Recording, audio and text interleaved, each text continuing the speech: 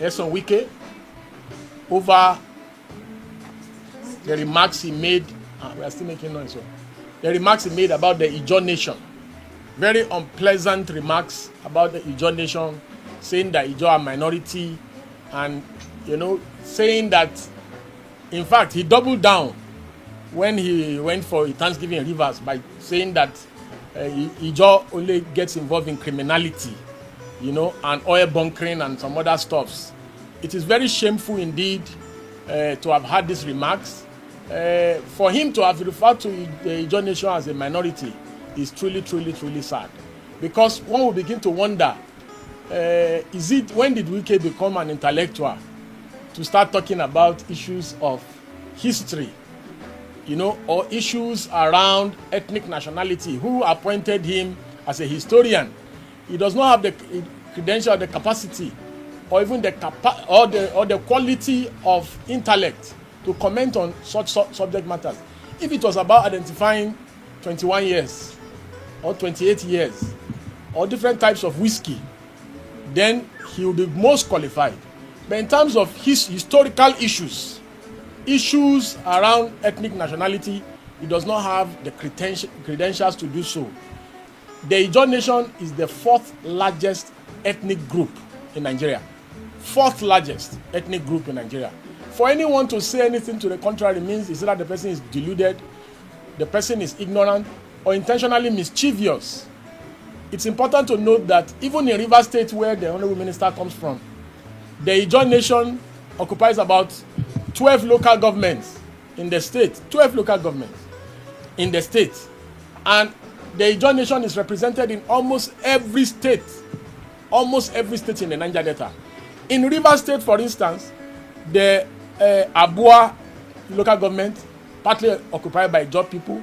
Then Ahoda West, partly occupied by Ijaw nation.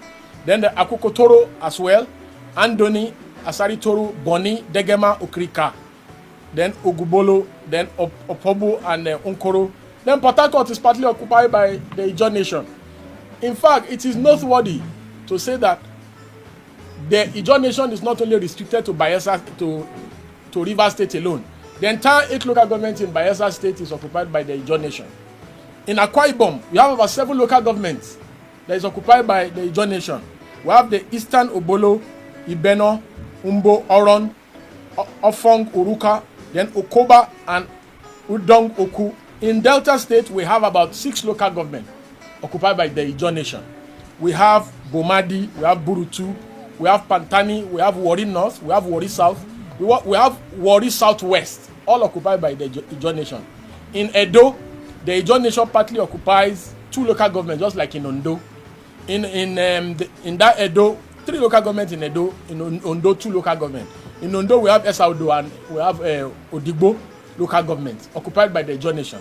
While in Edo, we have Ikpoba-Oka, Ovie Northeast, Ovie Southwest, all occupied by the Ijaw nation. So, for any whiskey-taking person to infer that the Ijaw nation, the almighty Ijaw nation, is a minority, is truly laughable. If not for the Ijaw nation, even the so-called 13% derivation that the Niger Delta is enjoying today will have been a mirage.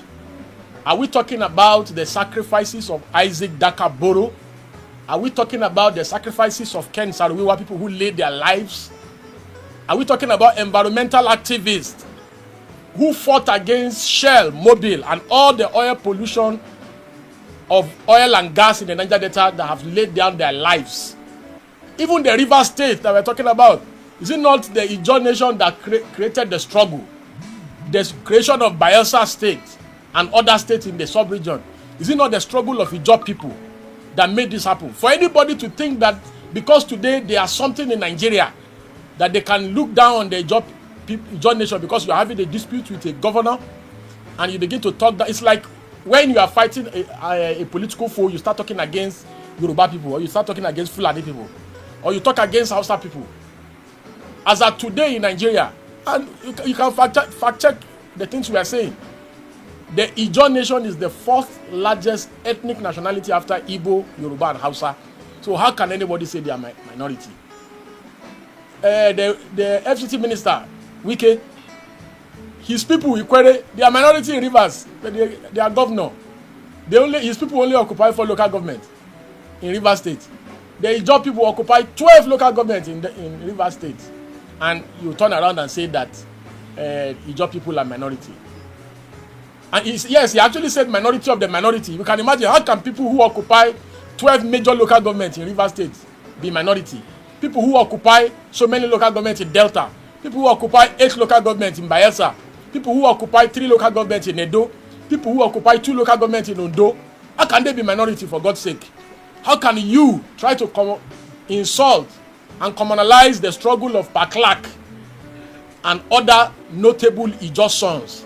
Even the militants that he was talking down on, the militants, have they not done more for Niger Delta? Okay, what has Wike done for Niger Delta? What has he done for Rivers? What has he done? Aside cornering, somebody was cornering almost 13 to 16 billion IGR monthly. While you were governor, you were under declaring IGR. Somebody came and started declaring almost 16 billion IGR more. The person did not build more infrastructure. The person did not do anything. All the person did was to be transparent. That's the only contribution to nation building. And all these demolitions he's doing in Abuja. The man, he just renovated International Conference Center for 39 billion. 39 billion, it's not 3 billion. It's not 390 million. 39 billion. That ICC that we all know. Are you building a new building? Even if you are building a new building, shouldn't be more than 3 billion. 39 billion. If they try this kind of thing in China, it will have been shot. Be a firing squad. Nobody is holding them accountable. We are not interested in all this one they are doing. But because of complacency, you now face the Ijaw nation. You can do your fight with Governor Fubara without ridiculing the Ijaw people. Just like if anybody wants to do their fight with a Yoruba man or a Hausa man or a Fulani man, you don't need to bring the issue of their ethnic nationality into the struggle. So that is just basically why we are gathered, and I will now allow our senior comrade Maxwell Okpara to take over. To start by, first of all, commending the members of the Ijaw nation for how far they have been able to comport themselves. Because Ijaw nation, as rightly pointed out, is a strategic nation in this country. And you see, when you begin to use a derogatory remark against them, it can lead to something else. And I can't see the reason why Mr. President should be keeping quiet, because if anything happened to a section of this country, especially the Niger Delta, Nigeria will feel it. So we are calling Mr. President to come in, because I expected that by now the FCT Minister, former Governor of Rivers State, Barrister Nyesom Wike, would have issued a press statement and apologized. Because we are talking about people who are much more than who are too big to be a grandfather. We are talking about people that have read, people that have seen it all. You can't look at their face and you call them names. How dare you? Because of political fight with somebody you feel that is from that axis. You don't do that. So, and why everybody is keeping quiet is not the best for us. Because why some people are keeping quiet is either you are benefiting from him, or you don't want to be killed, or whatever thing. And on our own, we feel that this is high time we come out to talk. Because if some other persons, we have been seeing how demonstration has been going on since Friday, Saturday, even as at yesterday, that demonstration can lead to another thing else. Because they are scattered all over the world. You have Ijaw nation in America. When I was there in Paris, I saw them.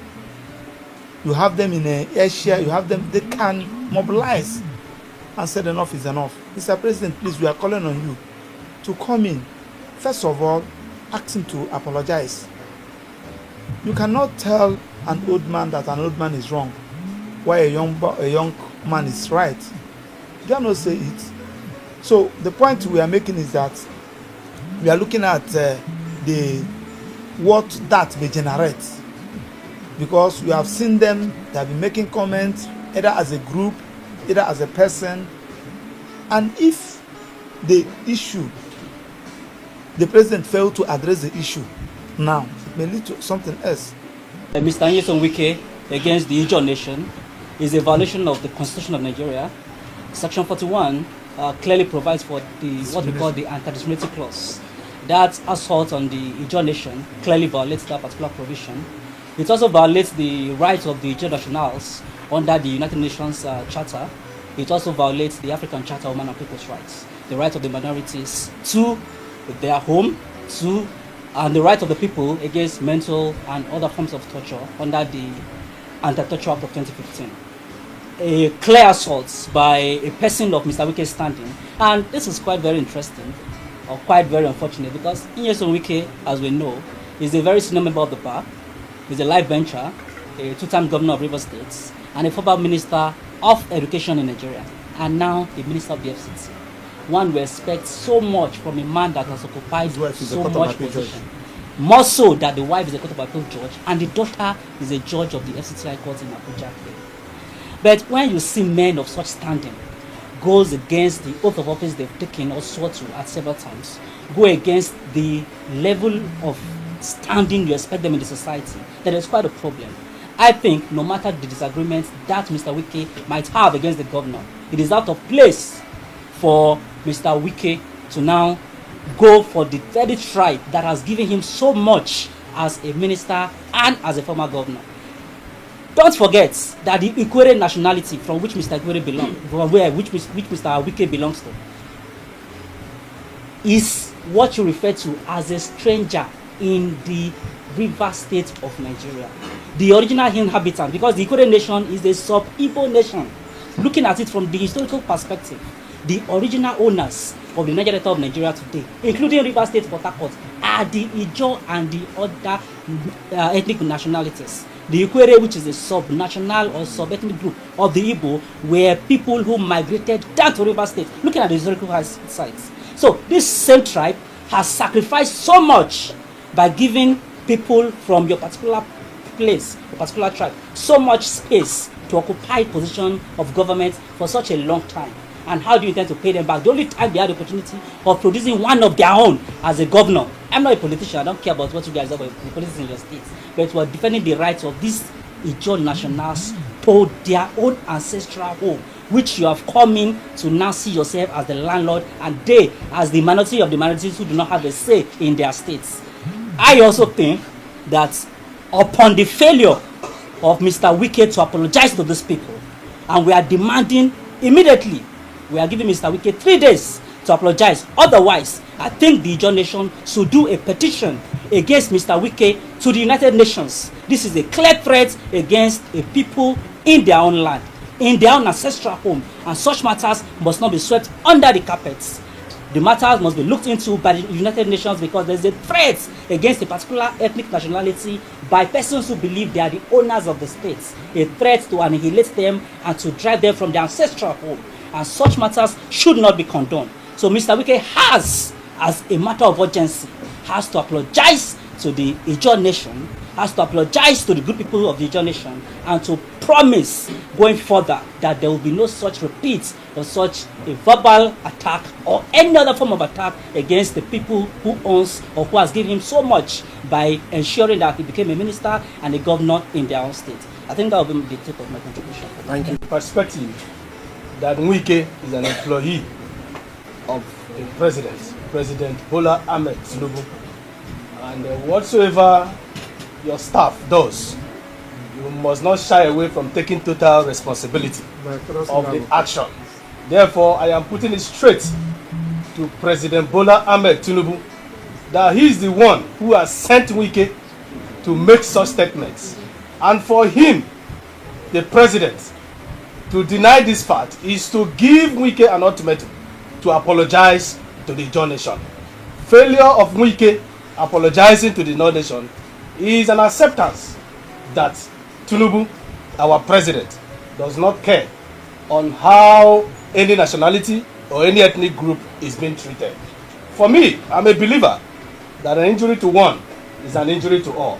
If the Ijaw nation is being considered today by Wike as people who are minority in minority, because that was his word, I believe tomorrow my own nationality can also be quoted as being a minority. and I am putting it straight to President Bola Ahmed Tinubu to call Wike to order to apologize. Failure of Wike apologizing to the John Nation is an acceptance that Tinubu does not care on what his staff does to mar his reputation and to jeopardize the integrity of every Nigerian. Thank you. So, in closing, Wike does not have any friend though. His friend is his stomach. His friend is his stomach and his interest. Wike betrayed the first man that brought him to politics. First man that brought him to politics. Wike betrayed Odili. Odili, remember he said that if he ever make Odili cry, any day he make Odili cry, may not be well with him, may not be really. Wike is still eating, is still eating food and acting normal. Wike betrayed Rotimi Amechi. Is it Tinubu, ordinary Tinubu that Wike just met on the street the day before yesterday, that he will not betray? So there's nothing that he's doing now. All this whoa that he's shouting, he's still going to betray you. And any man that when you discuss with him, have one-on-one discussion with him, and he comes forward later to come and say it and be mocking people. You know, he was saying it in that interview, mocking people that he has had personal conversation with. He is also going to do it to those people who are his friends, the judges, the Tinubu and others. Who there was a judge, the chief judge of Rivers State. You saw what Wike did to him. Wike, there's an old video of Wike praising the man, saying he has never seen somebody with integrity like that man. A few days ago, in that interview, he said that the man is the most useless man in this world, that he has never seen somebody more useless than the man. That the man is very corrupt. All because he has changed his position about that man. All of a sudden, because there's something he wants the man to do now that maybe the man is not agreeing to do. So that's yes and Wike for you. God forbid, God forbid, God forbid 3 times. If peradventure anything were to if there was even any suspicion of anything happened to President Tinubu, God forbid 3 times again, Wike will be the first person to switch allegiance to Kashim Shettima. In fact, he will do anything in this war, including licking Kashim Shettima's leg, just for power. Wike will do anything. And he's the most ambitious person you can ever see in this life. He's always plotting. He's always plotting. He's never satisfied. This minister that you see him holding, he sees it as if it's houseboy job. Wike will always be plotting to be president. It's my former friend. I know him very well. Even him, he can confirm these things I'm saying. He's a plotter. And he will do anything for power. Anything for power. And if the man that made Wike, yes and Wike today, when he was doing boy all over them, it's Patience Jonathan and Goodluck Jonathan that made Wike to be who he is today. Nationally. Without them, Wike would never have been president. But it is that same Ijaw man and the Ijaw woman that made him to be president that Wike is telling us to be governor. That Wike is telling us that what is Ijaw? Which Ijaw? Minority of the same Ijaw that Wike was carrying umbrella for. Wike was carrying umbrella for Jonathan, running up and down the villa, licking Mama P's leg, crawling on the floor. Today, Wike is behaving like somebody that fell from the sky. And he said this recently. He said, nobody helped him. He became governor by himself. How can you make yourself? Wike said he is a self-made man. He has forgotten President Jonathan. He has forgotten Patience Jonathan. He has forgotten Omechi. He has forgotten Amechi. He has forgotten his first boss that made him local government chairman. He will also forget Tinubu. Tinubu is just a pawn in Wike's game. So, the people of Niger Delta who have sacrificed so much for that region, who made sure that they brought the multinationals to their knees, they should be consoled that people like Wike will always come and go, and the region will remain. The militants who fought against issues of pollution and all these things, because those are the issues. Isaac Dakaboro said, we cannot be living like animals when these resources is in our backyard. Kensariwiwa said, no, this cannot be happening. There is not even water to drink. What has Wike ever fought for in his life? In that Niger Delta, what has he ever fought for in his life? What has he ever fought for? The people that he's insulting today, they are the ones that fought for everything. For all the 6 states in the Niger Delta. Wike did nothing for the emancipation of the region. He did nothing. No matter how much I don't like Asari Dokubo, me I prefer Tompolo. No matter how much I don't like Asari Dokubo has done more for Niger Delta than Nyesom Wike. Has done more for Niger Delta than Nyesom Wike is just a political parasite, a eternal parasite. Anywhere there's food is ready now. You know, he said APC is cancer, PDP is malaria. That why will he leave PDP to join APC? Is that not what he said? Today he's in APC. Tomorrow, the things he's saying today, his friend, because all these political contractors that move based on wave, today Erufai has gone to SDP. If Erufai had been made minister, will he be insulting Tinubu? He will also be acting movie like Wike all over the place, praising Tinubu. So the president should choose between the Ijaw Nation and Nyesom Wike, which is more electoral, has more electoral value. And this is why I agree with the position of comrades that the president should choose. If Wike has more electoral value than the Ijaw Nation, then he should go with Wike. But if the Ijaw Nation have more electoral value and have more value for the nation, and the president should compel him to make a public apology to the people of the region. Because it is the people of the region that have brought the 13% derivation. It is the people of the region that brought NDDC. Almost anything you see in that region, in that Niger Delta, it is the Ijaw Nation that brought it. It's not Ikwere.